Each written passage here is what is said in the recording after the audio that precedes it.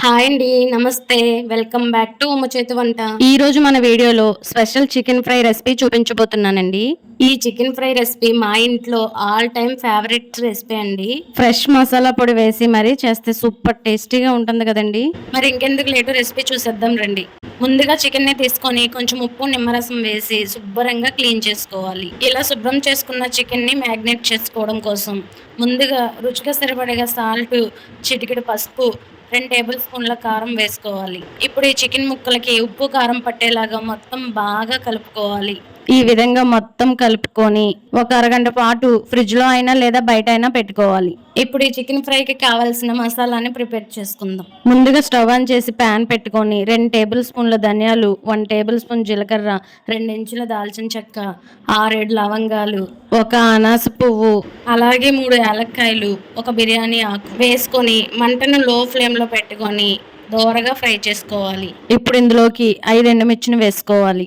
వీటన్నింటినీ లో ఫ్లేమ్లో ఒక 3 నిమిషాల పాటు ఫ్రై చేసుకోవాలి. చూడండి, ఈ విధంగా ఫ్రై అయిన తర్వాత స్టవ్ ఆఫ్ చేసుకొని పక్కకు దించేసుకొని చల్లారబెట్టుకోవాలి. ఇప్పుడు ఫ్రై కోసం ఇంకొక ప్యాన్ పెట్టుకొని 3 టేబుల్ స్పూన్స్ వరకు ఆయిల్ వేసుకోవాలి. ఆయిల్ హీట్ అయిన తర్వాత 2 మీడియం సైజ్ ఆనియన్స్ని చిన్న ముక్కలుగా కట్ చేసుకొని వేసుకోవాలి. అలాగే 3 పచ్చిమిర్చిని ఇలా చీలికలుగా కట్ చేసి వేసుకోవాలి. ఇప్పుడు ఈ ఆనియన్స్ని గోల్డెన్ కలర్ వచ్చేదాకా ఫ్రై చేసుకోవాలి. ఇలా ఫ్రై అయిన ఆనియన్స్లోకి 1 టేబుల్ స్పూన్ అల్లం వెల్లుల్లి పేస్ట్ వేసుకొని పచ్చివాసన పోయేంత వరకు ఫ్రై చేసుకోవాలి. చూడండి, ఈ విధంగా అల్లం వెల్లుల్లి పేస్ట్, ఆనియన్స్ గోల్డెన్ కలర్ వచ్చేదాకా ఫ్రై చేసుకోవాలి. ఇప్పుడు ఇందులోకి మనం ముందుగా కలిపి పెట్టుకున్న చికెన్ని వేసుకోవాలి. ఇప్పుడు మంటను హై ఫ్లేమ్లో పెట్టుకొని కలుపుతూ 3-4 నిమిషాలు ఫ్రై చేసుకోవాలి. ఇప్పుడు మూత పెట్టి ఒక 5 మినిట్స్ ఉడకనివ్వండి. ఇప్పుడు ఒక మిక్సీ గిన్నెని తీసుకొని మనం ముందుగా ఫ్రై చేసి పక్కన పెట్టుకున్న మసాలా దినుసులన్నిటిని వేసుకోవాలి. అలాగే ఒక 10 జీడిపప్పులను వేసుకొని మెత్తగా పొడి చేసుకోవాలి. ఇప్పుడు చికెన్ మూత తీసి చూద్దాం. చూడండి, చికెన్లో నుంచి వాటర్ అనేవి ఊరి ఇలా పైకి వస్తుంది. ఇప్పుడు చికెన్ మొత్తాన్ని ఒకసారి ఇలా కలుపుకోవాలి. ఇలా చికెన్లో ఉన్న వాటర్ అంతా ఇంకిపోయేదాకా ఫ్రై చేసుకోవాలి. ఇలా ఫ్రై చేసుకున్న చికెన్లోకి మనం ముందుగా పొడి చేసి పక్కన పెట్టుకున్న మసాలా పొడిని వేసుకొని మొత్తం ఒకసారి కలుపుకోవాలి. ఈ విధంగా అప్పటికప్పుడు మసాలా పొడిని తయారు చేసుకొని చికెన్ ఫ్రై చేయడం వలన చాలా అంటే చాలా టేస్టీగా ఉంటుందండి.